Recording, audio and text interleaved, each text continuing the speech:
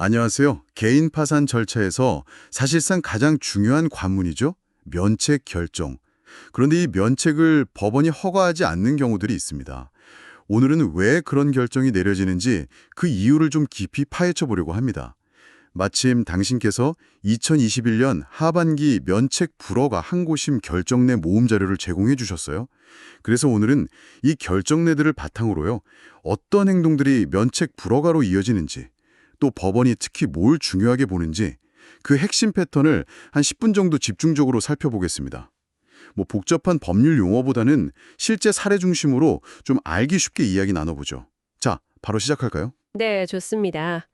그 법원을 보면요. 기본적으로 채무자 회생 및 파산에 관한 법률, 우리가 보통 채무자 회생법이라고 부르죠.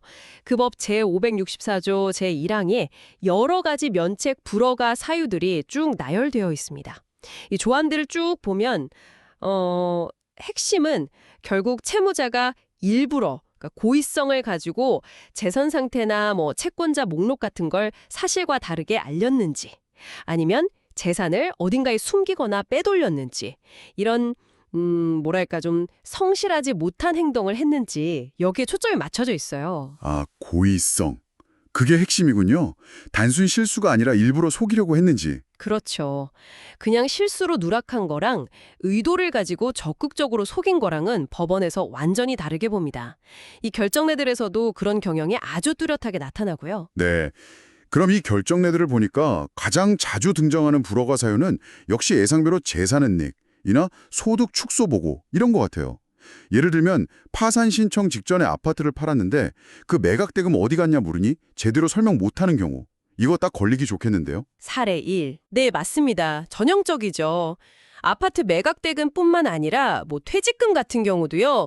한 사례에서는 1억 원 넘는 퇴직금을 받았는데 그중 일부를 친척한테 보냈다 이런 식으로만 얘기하고 구체적인 사용처를 명확히 소명하지 못했어요. 액수가 크니까 더 문제가 되겠네요. 그렇죠. 금액이 크고 또 파산 신청 직전이라는 시점도 그렇고 이런 걸 제대로 설명 못하면 재산을 숨기려는 의도가 있다고 볼 여지가 크죠. 재산을 직접 숨기는 것 말고도 그 재산 상태에 대해서 거짓말하는 경우도 많더라고요. 어떤 사례는 월 330만 원 정도 생활비를 계속 지원받았는데 법원에는 훨씬 적은 돈으로 살았다고 거짓말을 했어요. 네, 그런 허위 진술도 아주 중요한 불허가 사유입니다. 생활비 규모를 속이는 것 외에도 예를 들어서 소득 자체를 숨기거나 축소하는 경우도 많고요. 또 다른 사례에서는 아예 경력을 속였어요. 2014년부터 실제로는 일을 안 했는데 2016년부터 근무했다고 허위 경력 자료를 낸 거죠. 와, 경력까지 속이는군요. 이건 정말 작정하고 속이려고 한 건데요. 네, 그렇죠. 이런 허위 진술은 법원의 신뢰를 그냥 깨뜨리는 행동이기 때문에 면책받기가 아주 어려워집니다. 듣고 보니 재산이나 소득 문제 말고도 이 채권자 관련된 문제도 꽤 중요해 보여요. 일부러 개인 채권자 몇 명을 채권자 목록에서 쏙 빼놓고 신고한다거나 사례사, 이것도 문제가 되죠. 그럼요. 채권자 목록을 허위로 작성하는 건 아주 중대한 불성실행위입니다. 모든 채권자를 공평하게 다뤄야 하는데 누군가를 일부러 빼면 그 사람의 권리를 침해하는 거잖아요. 그리고 파산 신청하기 바로 직전에 특정 채권자한테만 돈을 확 갚아버리는 거. 이거 편파 변제라고 하죠. 사례구. 이것도 안 되는 거군요. 네, 편파 변제 이것도 아주 중요하게 봅니다. 파산 절차는 기본적으로 모든 채권자에게 남은 재산을 최대한 공평하게 분배하는 게 목적인데 특정 채권자에게만 유리하게 빚을 갚아버리면 다른 채권자들이 그만큼 손해를 보게 되거든요. 이건 형평성에 어긋나는 거죠. 하긴 누구는 받고 누구는 못 받으면 억울하겠네요. 그렇죠. 그래서 파산 신청이 임박한 시점에서의 편파 변제는 엄격하게 금지되고 면책 불허가 사유가 될 가능성이 매우 높습니다. 네. 그리고 또 이 결정례들을 보다 보니까 흥미로운 패턴이 하나 더 있는 것 같아요. 바로 설명 의무 위반이라는 건데요. 아, 네, 맞습니다. 이게 최근 들어 더 중요해지는 것 같아요. 단순히 뭘 숨겼다, 거짓말했다는 걸 넘어서요.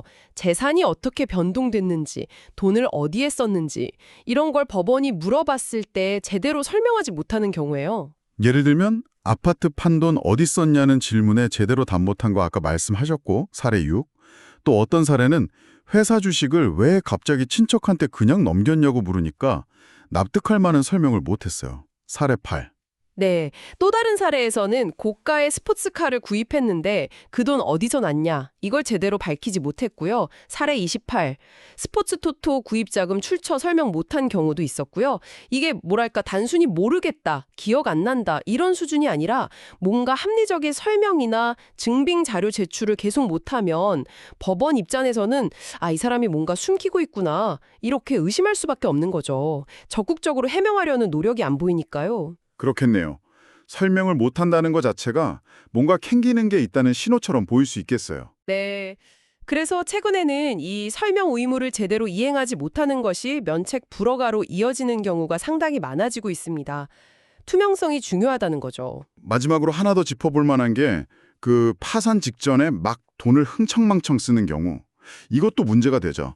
골프 회원권을 갑자기 산다거나 사례 3, 아니면 도박으로 수천만 원을 날려버리거나 사례 21, 이런 거요. 그렇죠. 과도한 낭비나 사행행위, 이것도 법체 564조 제1항에 명시된 면책 불허가 사유 중 하나입니다. 경제적으로 이미 파탄 상태에 이르렀거나 임박했는데도 불구하고 상식적으로 납득하기 어려운 소비를 하는 경우죠. 명품을 막 사들인다거나 해외로 큰돈을 보낸다거나 사례 26. 이런 행동들은 채권자들의 이익을 해치는 행위로 간주될 수 있습니다. 네. 들어보니까 결국 법원은 단순히 빚이 많다는 사실 자체보다는 이 파산 절차에 임하는 채무자의 태도를 굉장히 중요하게 보는 것 같네요. 정확합니다. 오늘 살펴본 이 2021년 항고심 결정례들을 관통하는 핵심 키워드는 바로 정직성과 성실성이라고 할 수 있어요. 특히 요즘 경향을 보면 단순히 정모를 누락하는 소극적인 행위를 넘어서서요. 자금 흐름이나 재산 변동 내역에 대해서 법원이 물었을 때 이걸 적극적으로 소명하고 설명하지 못하는 것, 이런 설명 부족이 불허가로 이어지는 중요한 흐름으로 보입니다. 아, 그렇군요. 그냥 가만히 있는 게 아니라 적극적으로 해명하고 자료를 내야 한다는 거네요. 네, 투명하게 정보를 공개하고 성실하게 설명하려는 노력을 보여주는 것이 무엇보다 중요합니다. 그게 부족하면 면책이 어려워질 수 있다는 거죠. 오늘 이렇게 함께 쭉 훑어보니까요. 개인 파산 면책이라는 게 그냥 빚을 없애주는 제도가 아니라는 게 확실히 느껴지네요. 뭐랄까 성실하게 살려고 노력했지만 정말 어쩔 수 없는 이유로 어려움에 처한 사람들에게 다시 한번 기회를 주려는 제도잖아요. 그러려면 최소한의 책임, 즉 정직함과 투명함은 보여줘야 한다는 거군요. 절차 전반에 걸쳐서요. 맞습니다. 결국 이 면책 불허가 사례들은 그 신의 성실의 원칙이라는 법의 대원칙이 실제 재판에서 어떻게 적용되는지를 아주 잘 보여주는 사례들이라고 생각해요. 그래서 혹시라도 이 파산이나 면책 절차를 생각하고 계신다면 오늘 저희가 나눈 이야기들, 특히 그 성실한 태도의 중요성, 그러니까 자신의 재산과 채무 관계를 숨김없이 투명하게 공개하고 또 법원의 질문이나 자료 요청에 성실하게 응하고 설명하는 것이 핵심이라는 점을 꼭 기억하시면 좋겠습니다. 네. 오늘 저희가 이 결정례들을 통해 파헤쳐본 내용이 이 복잡하고 또 어떻게 보면 좀 두려울 수 있는 절차를 이해하시는데 조금이나마 도움이 되었기를 바랍니다. 마지막으로 이런 질문을 한번 던져보고 싶네요. 법이 요구하는 성실함의 구체적인 기준은 과연 어디까지일까요? 단순 실수는 어디까지 용납될 수 있을까요? 그리고 더 나아가서 우리 사회는 경제적으로 한번 실패한 개인에게 어디까지 또 어떻게 재기의 발판을 마련해 주어야 할까요? 한 번쯤 같이 고민해 볼 만한 질문인 것 같습니다.